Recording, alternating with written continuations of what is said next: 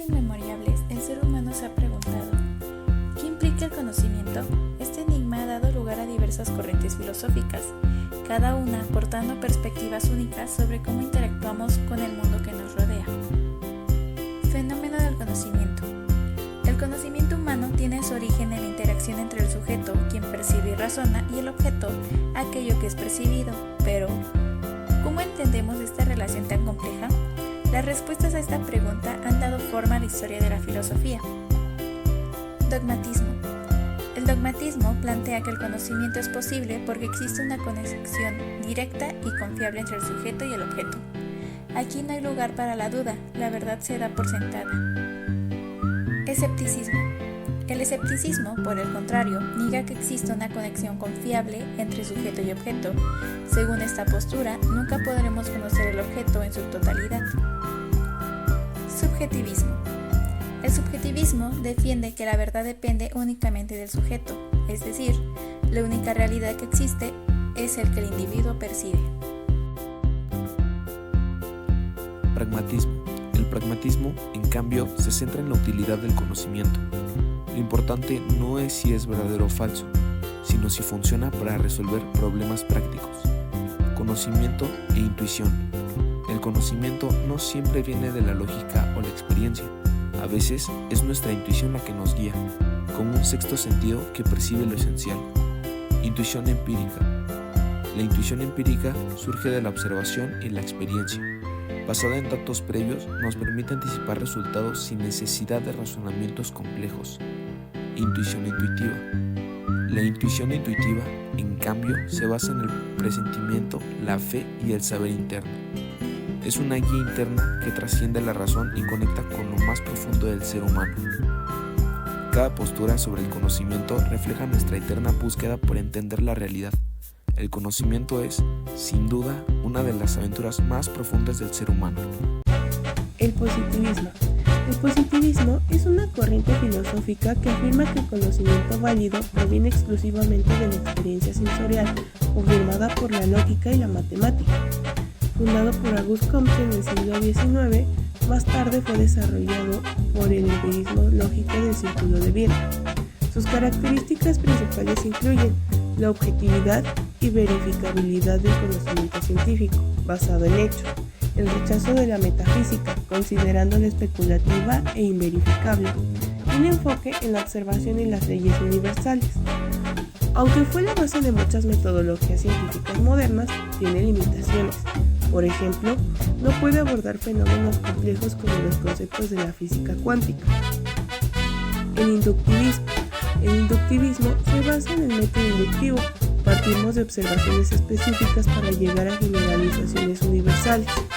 Sus pasos son observación de hechos particulares, identificación de patrones y formulación de leyes generales.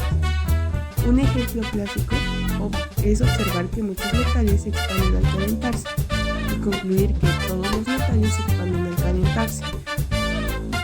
Sin embargo, enfrenta críticas como el problema de la inducción planteado por Hume, quien destacó que no hay garantía lógica de que lo que ha ocurrido en el pasado se mantendrá en el futuro. Además, la ciencia moderna rara vez depende exclusivamente de la inducción. Falsacionismo. Según Karl Popper, las teorías científicas no pueden verificarse por completo, solo pueden falsearse. Para él, una teoría científica se hace predicciones claras que pueden ser refutadas. Cuando una teoría es falsada, se reemplaza por otra mejor. Por ejemplo, la teoría de la relatividad general de Einstein fue considerada científica porque predijo que la luz se curva en un campo gravitacional, algo comprobado en 1919. Pero este enfoque también tiene sus críticas. Por ejemplo, los científicos no suelen abandonar teorías tras una sola refutación, sino que modifican hipótesis auxiliares para protegerlas. Programas de investigación. Imre Lakatos propuso los programas de investigación combinando el falsacionismo con una perspectiva histórica. Un programa tiene un núcleo duro, ideas fundamentales que no se cuestionan, un cinturón protector, hipótesis que pueden ajustarse para defender el núcleo, una heurística positiva para expandir el conocimiento y una negativa para proteger el núcleo de cambios innecesarios. Diferenció entre programas progresivos, que generan avances significativos, y degenerativos, que solo explican anomalías sin progresar. Un ejemplo es la transición de la física clásica a la relativista y cuántica. Tradiciones de investigaciones por Larry Laudan. Larry Laudan propuso las tradiciones de investigación como alternativas a los paradigmas. Cada tradición es un marco flexible que permite abordar problemas teóricos prácticos. Según Laudan, el éxito científico no depende de adherirse a un dogma, sino resolver problemas de manera efectiva. Por ejemplo, la biología evolutiva ha evolucionado desde Darwin hasta la síntesis moderna. Microestructuras del cambio científico por Philip Kitcher. Finalmente, Kitcher se centró en los detalles del cambio científico. Él destacó las estrategias científicas, como los investigadores eligen sus métodos según sus contextos y objetivos. La red conectiva. Las conexiones entre teorías y datos. La influencia del entorno social, político y económico en las decisiones científicas. Un ejemplo es cómo la teoría de la selección natural fue influida por los debates filosóficos y sociales, además de datos biológicos. Inicios de la revolución cognitiva.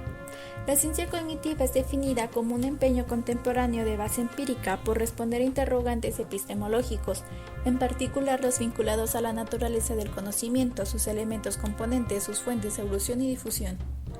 El desafío del conductismo. Los conductistas enunciaron dos proposiciones conexas, nada de rumiaciones subjetivas ni de introspección privada. De este modo, solo fue posible aproximarse con dificultades, furtivamente, a las cuestiones vinculadas a la naturaleza del lenguaje, la planificación humana, la resolución de problemas, la imaginación, entre otros. Momento crítico en la historia de la ciencia cognitiva. La situación política mundial ejerció un efecto inhabilitante sobre la ciencia. En muchos aspectos, la guerra fue una calamidad, causando la muerte o invalidez de numerosos investigadores de talento. Las computadoras se convirtieron pronto en una realidad y también había otras necesidades que satisfacer. La ciencia cognitiva fue admitida oficialmente el 11 de septiembre de 1956 y en esta fecha surgieron ciertos acontecimientos como a mediados de la década de 1950 estaban surgiendo nuevas metáforas y una de las más atractivas era la computación. Los años a mediados de la década de 1950 fueron también de importancia en el campo de la antropología. En el verano de 1956, un grupo de jóvenes investigadores se vieron interesados en la capacidad de la computadora para la resolución de problemas.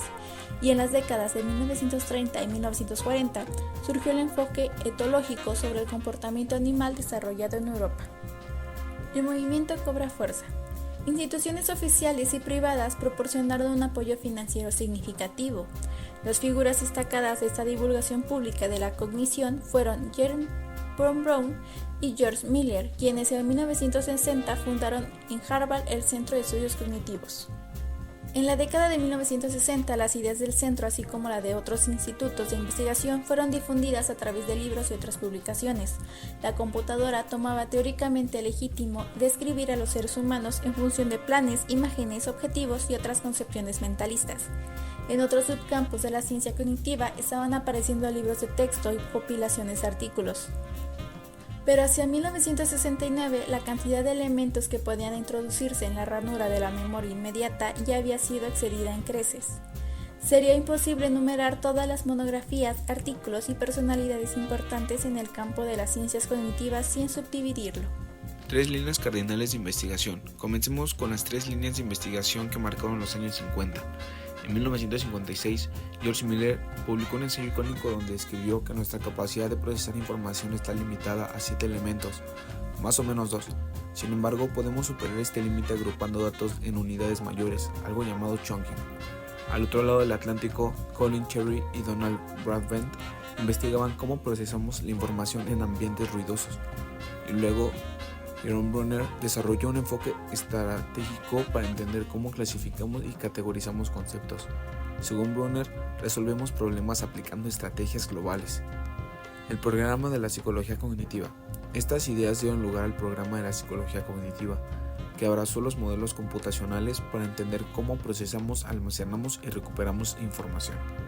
La revolución fue tan impactante que por primera vez los psicólogos se atrevieron a estudiar la mente directamente, y no solo la conducta observable. Los cimientos en el siglo XIX.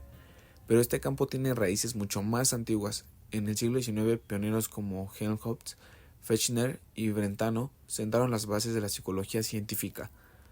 Wilhelm Wundt estableció la psicología experimental, creando laboratorios y estrenando a generaciones de investigadores.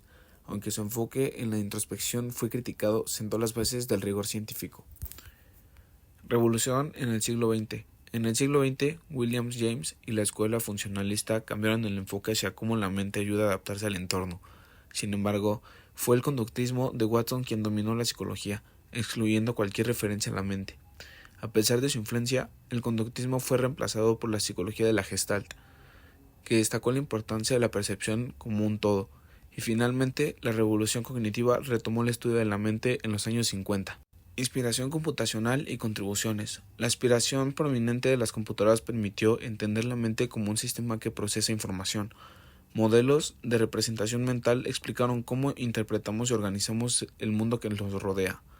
Desde entonces, la psicología cognitiva ha seguido evolucionando, abarcando áreas como la inteligencia artificial, las neurociencias y la educación. Así es como la psicología cognitiva ha transformado nuestro entendimiento de la mente humana. Un viaje fascinante desde el mágico número 7 hasta las complejidades de las representaciones mentales. Inteligencia artificial. Verano de 1956. En el verano de 1956, un grupo de 10 especialistas en matemáticas y lógica se reunió en el Dartmouth College, en la finalidad de investigar la posibilidad de desarrollar programas de computadora capaces de simular el pensamiento humano. Este encuentro, que buscaba explorar la idea de representar aspectos del aprendizaje y la inteligencia humana en máquinas, se considera el origen de la inteligencia artificial. 4 de las participaciones más influyentes fueron John McCarthy, quien acuñó el término inteligencia artificial, Marvin Minsky, Herbert Simon y Allen Newell, quienes jugaron roles fundamentales en su desarrollo. Las ideas de la IA. Después de la reunión de Dartmouth, la inteligencia artificial experimentó una historia breve pero turbulenta, centrada en la definición del campo, aunque la mayoría de los expertos coincidían que la IA buscaba crear programas que produzcan resultados considerados inteligentes por los humanos. El sueño. Aunque la inteligencia artificial es un campo relativamente nuevo, el anhelo de crear una mente artificial se remonta a tiempos antiguos. René Descartes fue uno de los pioneros en concebir autónomas capaces de imitar el cuerpo humano, aunque no creía que fuera posible replicar la mente de la misma manera. El sueño se cumple. Varios pioneros contribuyeron al desarrollo de la inteligencia artificial en el siglo XX. Claude Shannon, matemático del MIT, publicó en 1938 su tesis sobre los circuitos de relé, demostrando que podía representarse mediante ecuaciones similares a las de Boole, lo que sentó las bases por la creación de máquinas capaces de realizar operaciones lógicas. Programas. En 1955, el equipo dirigido por Newell comenzó a diseñar esos lenguajes para el procesamiento de información, LPI, también llamados lenguajes para el procesamiento de listas. Simon declaró entonces a sus alumnos del curso de modelos matemáticos: en estas navidades, Allen Newell y yo inventamos una máquina de pensar, y en agosto de 1956 el programa TL logró producir efectivamente en la ENIAC de la Rand Corporation la primera demostración completa de un teorema. Programa SHRDLU. Programa creado alrededor de 1970 por un investigador llamado Teddy Winograd.